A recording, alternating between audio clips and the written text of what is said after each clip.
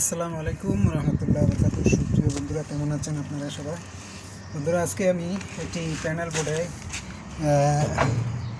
একটা 25 মিলি কেবল এটা একটু জয়েন দেব আপনার এই যে এমসিবির মধ্যে। কারণ এই এমসিবি কিন্তু একটা অলরেডি আউট দেওয়া আছে, এটা হচ্ছে ইন, এটা আউট।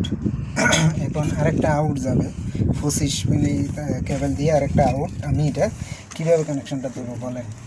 এদিকে কোনো জায়গা নাই। এদিকে যদি এরকম এক্সপায়ার একটা থাকতো তাহলে আমি কিন্তু এই জায়গাটা দিয়ে আমি ঢুকাইতে পারতাম, কিন্তু ঢুকানোর ব্যবস্থাও নাই। আমি যে কী করব আমার মাথায় ধরতেছে না। আমি চেষ্টা করতেছি ঢুকানোর জন্য, যে